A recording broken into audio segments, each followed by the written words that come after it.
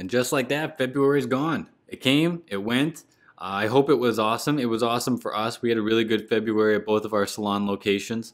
We're excited because March traditionally has been one of our best months. And, I think it's a combination of people finally rebounding and getting out of the holidays. Here in Chicago, weather during January and February is usually awful. So March, we start to get some nicer weather. People are gearing up for spring, wanting to get some changes. So that's always a positive for us. So we really think that this month is going to be the best month that we've ever had as a business. We've gone through some additions to the podcast schedule. If you saw in your feed on Friday, our F&F Q&A question and answer show is coming back. So this is a format that I really like because I'm able to answer your salon reality, real world questions, and really give a lot of value that hopefully you can take back and implement in your salon. And we're doing some rebranding then on our main podcast. It's going to become the Salon Sidekick podcast. And that's because the whole point is that you are the hero of your business. I'm simply the sidekick giving some advice and giving some answers. And eventually that will sort of relay into coaching sessions that we can then help you with implementation and getting it into your salon. But this past week has been great. I had huddles with my team. Everybody seems to be on the right page. We're moving forward. I was also recently able to be on a Salon Masterminds web conference with some salon owners in Michigan. And I was able to record the call. It's a bit of a recap of, if you go back to episode 10 called Numbers Head, talking about salon service pricing and how to price your services accordingly to what you need to get out of them. If you listen to that episode, this might be a bit of a recap, but whenever we're talking about pricing as business owners, it's a great topic to be on top of. So I hope you enjoy the call, listen, and then just keep listening to some of the new stuff that we're going to be putting in your podcast feed very soon. All right? Here's our call with our friends in Michigan.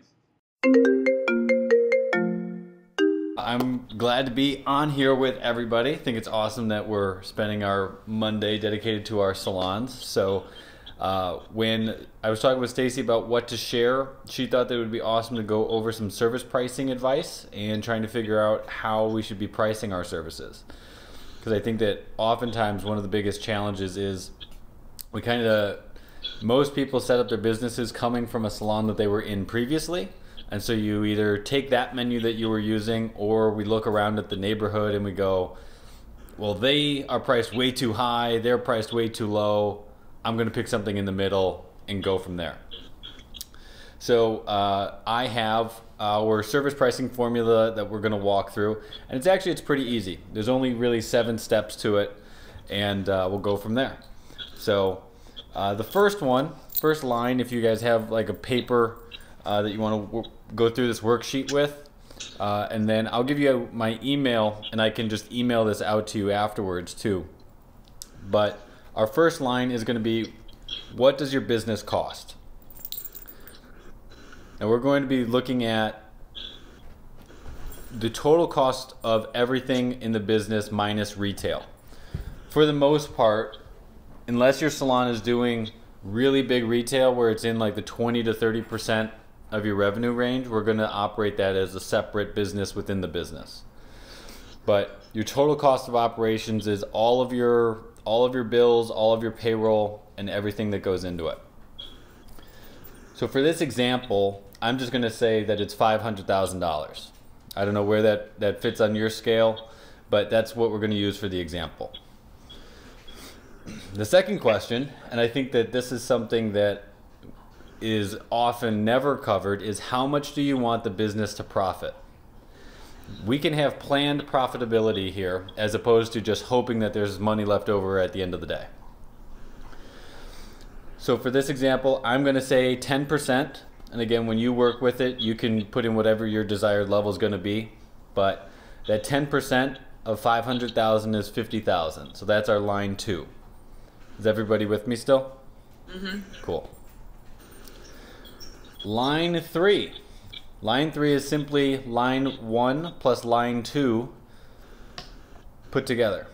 So our annual service goal is going to be $550,000. That's what we would need to cover all of our costs plus have the profit that we would like to see in the business. Line 4 is how many service providers do you have on your team? Now this is revenue producing team members. So I wouldn't consider if you have assistants or front desk staff. This is really just mainly how many stylists do you have in your salon. And so to keep the math kind of simple, we're going to say 10. So we have 10 members on our team. Line 5 is trying to figure out the team's productivity time. Now this one's possibly the, sorry, Penny just got in my lap. She's like, I want to learn how to run a salon. So this one is probably the most intense step, but essentially what we want to do is we want to figure out for the team how many hours of productivity do we have, and we also have to keep in mind that there's no way to have everybody 100% productive all of the time. So for each member, we need to know what their weekly available hours is going to be, and then multiply that through the year, but then keep it at 80%. So again, I'm going to try and keep the example pretty simple. But if I have 10 stylists, and let's say that they're all full-time, so they all have a 40-hour-a-week schedule, and they're available 50 weeks a year, because we're going to let them take a couple of vacations, that would give me a total of 20,000 hours of productivity time for the entire team if they were at 100%. Potentially. Potentially, right.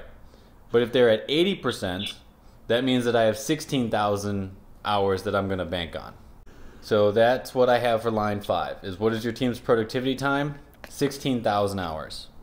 So for line 6, moving down the list, what we're going to do is find out our service price per hour. And how we now have that is we take that $550,000 service goal and we divide that by 16,000, which means that for each hour, each stylist is responsible to generate $34.38. So you might just round that up to say $35.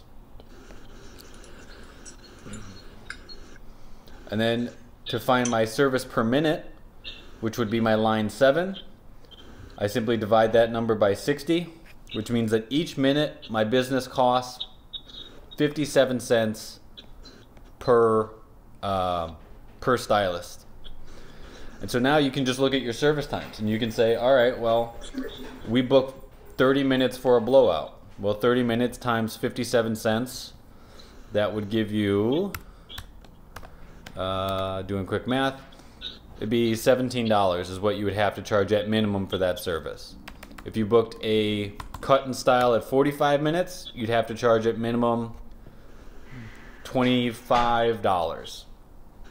Right? And so if you have a tiered pricing system, that gives you your starting price, and then you can grow it from there. So if my haircut starts at $25 for new stylists, maybe then it goes up to $30 for my stylists, and then $35 or $40 for my senior stylist.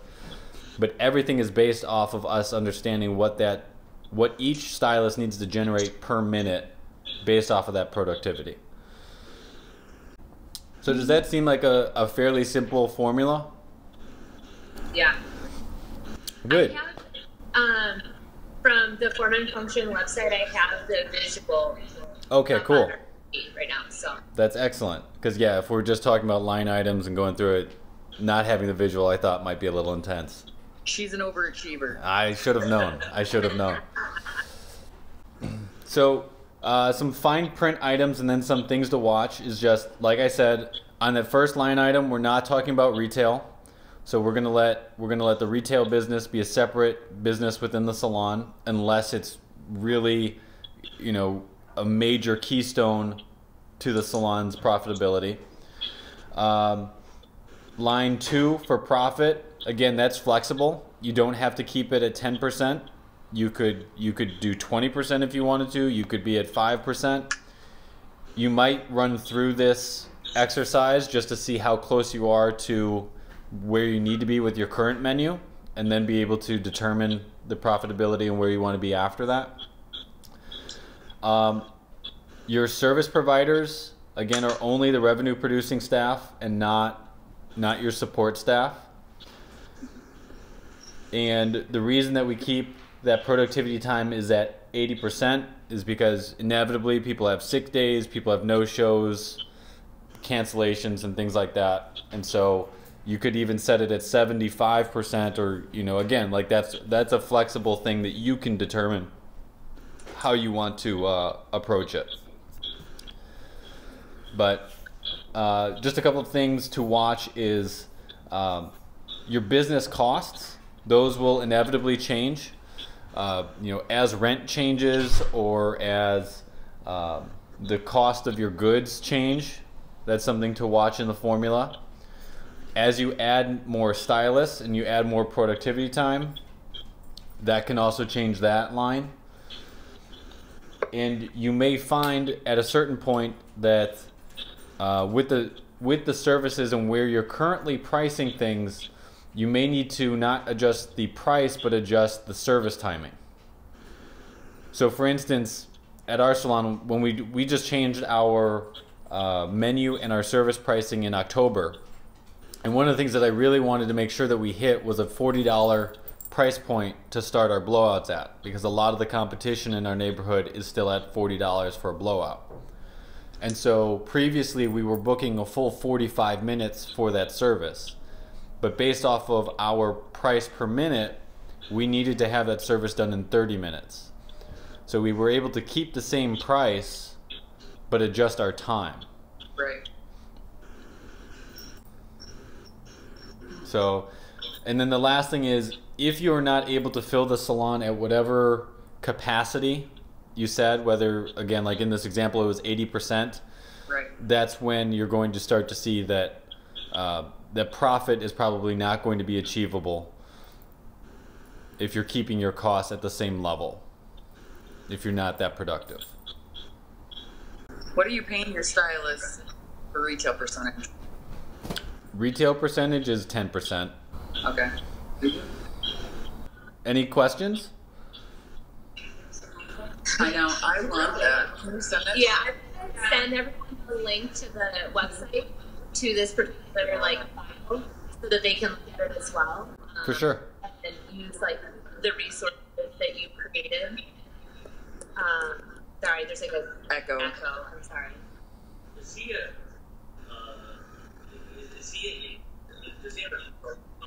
He's asking if you have if you do consulting, coaching, or if you're solely on the blog and podcast world. No, actually, that's kind of where I'm hoping to go more so, is actually helping people with implementation of things. So I've been putting together a coaching program and a way to take it from not just being blogs and audio and podcasts and actually getting it into salons. So I'd be happy to follow up and go through how to take it to the next step. We really appreciate you taking the time today. Oh, well, thanks for having me. It was Thanks, great. Ben. I'll talk to you soon. Bye, Penny. Bye, Penny. Bye. Bye, Penny. So how fun was that? It was great to share with that group of salon owners. Big shout out to my friend Stacy Rackham, stylist and owner at Mint Hair Crafting in Royal Oak, Michigan.